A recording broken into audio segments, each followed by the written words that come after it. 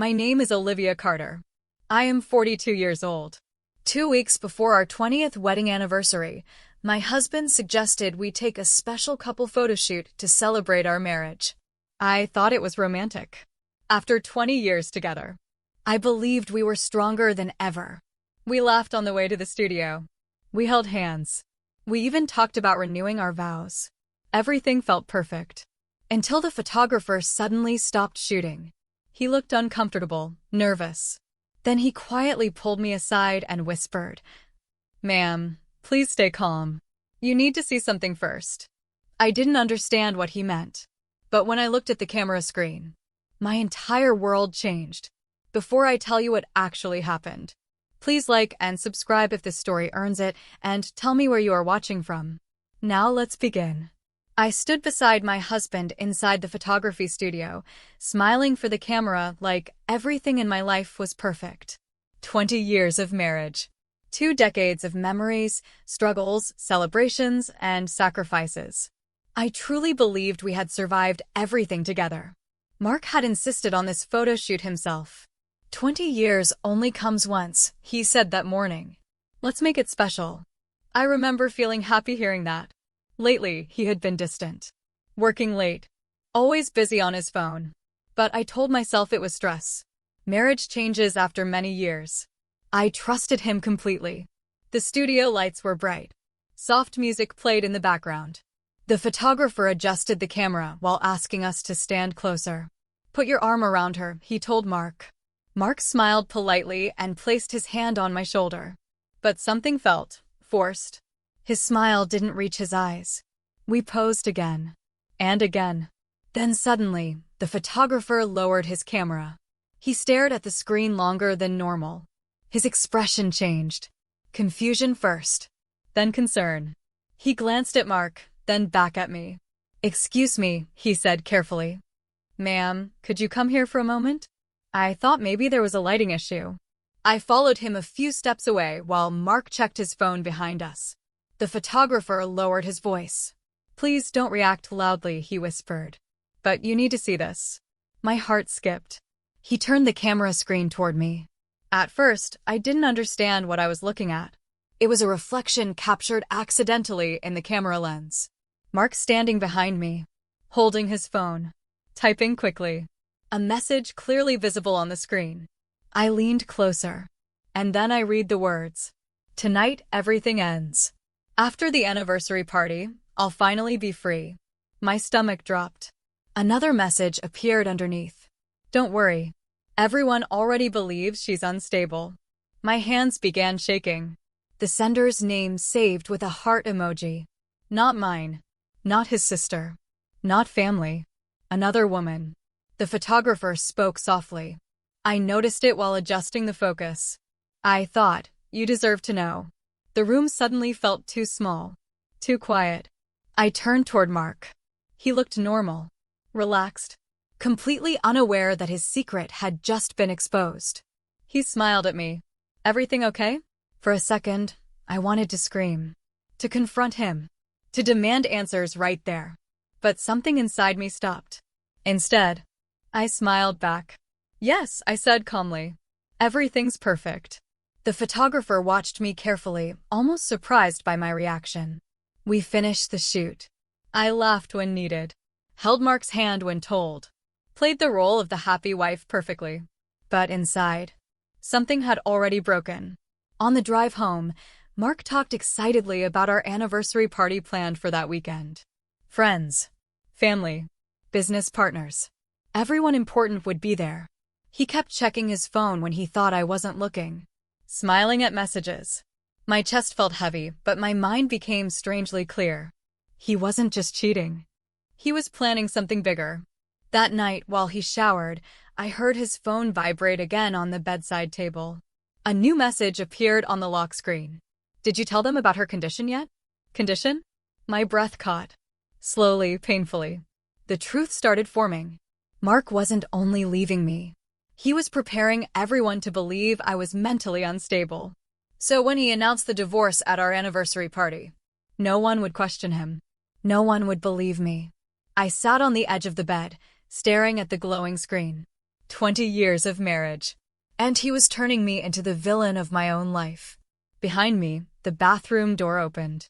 Mark walked out smiling casually. "Everything okay?" he asked again. I looked up at him. And for the first time in 20 years, I saw a stranger. I smiled softly. "Yes," I said, because at that moment, I decided something. If he wanted a performance at the anniversary party, I would give him one he would never forget. The next few days felt unreal. I moved through the house like nothing had changed. I cooked dinner. I asked about his day. I smiled when he smiled. And Mark relaxed. He truly believed I knew nothing. Every night, I watched him carefully. The secret phone calls. The hidden messages. The way he suddenly acted kind whenever someone else was around.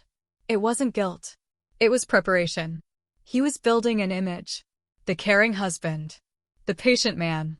The one who had tried everything before finally leaving his unstable wife. I started noticing small things I had ignored before. Friends calling less often. Family asking strange questions like, "Are you feeling okay lately?" One evening, my sister gently asked, "Are you still forgetting things?" I froze. I had never complained about memory problems. That's when I understood. Mark had already begun telling people stories about me. That I was emotional, forgetful, unpredictable, unwell. He wasn't just planning a divorce. He was planning a narrative. And everyone was already starting to believe it.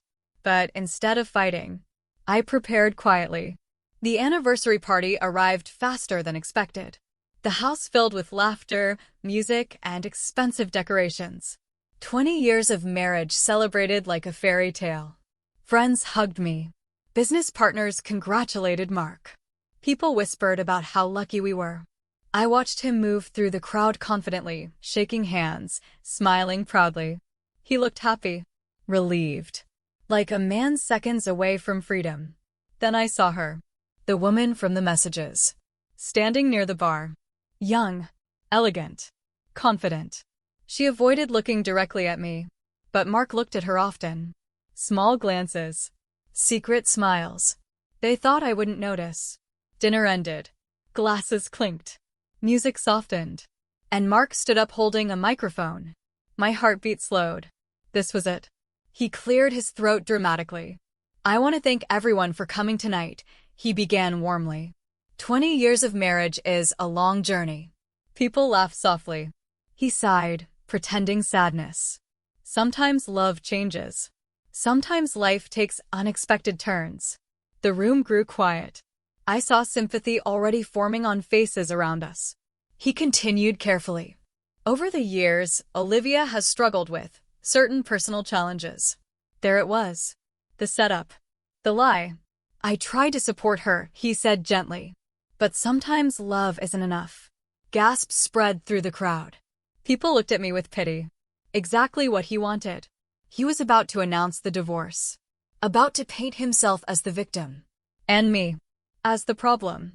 He turned toward me. "Olivia," he said softly into the microphone, "I think it's time we're honest with everyone." The room held its breath. But before he could say another word, I stood up. "Actually," I said calmly, reaching for the microphone, "I'd like to speak first." Mark blinked, surprised. He hesitated only a second before handing it to me. He wasn't worried. He thought I would cry, break down, prove his story true.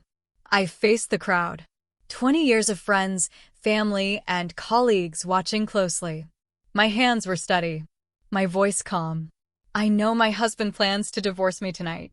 The room froze. Mark's smile disappeared instantly. Whispers erupted. I continued gently. "And I know many of you are told I've been struggling, mentally." People exchanged uncomfortable looks. I turned toward Mark. Our eyes met. For the first time that night. He looked afraid. I smiled kindly. "But tonight isn't about anger," I said. "It's about truth." Silence filled the room. I took a slow breath. Because the next words would change everything. I held the microphone gently. The entire room was silent. Every eye was on me. Mark stood beside me, frozen, unsure of what I would say next. I looked at the guests, friends, relatives, business partners, people who had known us for years. Then I spoke calmly. Yes, my husband plans to divorce me tonight. A wave of whispers spread through the hall. I continued before anyone could interrupt. And I know many of you are told that I've been unstable, forgetful, difficult to live with. Several people looked uncomfortable. Some avoided my eyes, because they had heard those stories. Mark swallowed hard. I could see panic slowly replacing his confidence. I smiled softly. But tonight, I'm not here to defend myself. The room grew even quieter. I'm here to say something simple. I turned toward Mark. I forgive you. Gasps echoed across the room. Mark's face went pale. He clearly hadn't expected kindness. I forgive you for believing money, image, and convenience mattered more than loyalty, I said gently. I forgive you for telling people I was broken, so leaving me would look noble. My voice never rose. I wasn't angry. And that confused everyone more than rage ever could. Then I added quietly, but I also choose myself. I placed the microphone back on the stand. For 20 years, I loved this marriage. Tonight, I walk away from it with dignity. The silence felt heavy. No shouting. No drama. No revenge. Just truth. I stepped closer to Mark. Only he could hear my next words. One day, I whispered, "You'll understand what you lost." His eyes filled with something I had not seen in years. Fear. Regret. Maybe even shame. Then I turned and walked out of the party. No tears. No looking back. Just peace. 2 years later. My life became quieter after that night. I moved to a smaller home near the coast. I started painting again, something I had stopped doing years ago. Mornings were calm. Coffee by the window. Walks by the ocean. No pretending. No fear of disappointing anyone. For the first time in decades, I felt free. I didn't need revenge. Healing was enough. One rainy afternoon, while walking downtown, I noticed a man sitting near the sidewalk. Dirty clothes. Unshaven face. A small cup placed in front of him. I almost walked past, until he looked up. My breath stopped. Mark. He looked older. Broken. Nothing like the confident man from the anniversary party. He recognized me instantly. His eyes filled with desperation. "Olivia," he whispered. I stood still, shocked. Slowly, he stood up. "She left me," he said quickly. "Took everything, the business, the house, the savings. The younger woman. The one he chose. She used me," he admitted. "I lost everything." His voice trembled. "I made the biggest mistake of my life." People passed around us, unaware of the moment. "I already paid for what I did," he said quietly. "Please, forgive me." I studied his face. The anger I once carried wasn't there anymore. Only understanding. He had destroyed his own life. Not because of me, but because of his choices. "I do forgive you," I said calmly. Relief flooded his expression. Hope appeared in his eyes. But then I added gently, "Forgiveness doesn't mean going back." His smile faded. I placed some money in his hand, not out of love, but kindness. "I hope you find peace," I said. Then I turned and walked away. This time, not as a wife, not as someone abandoned, but as a woman who had finally chosen herself. And for the first time, I didn't feel like I had lost anything at all. I had simply walked toward the life I deserved.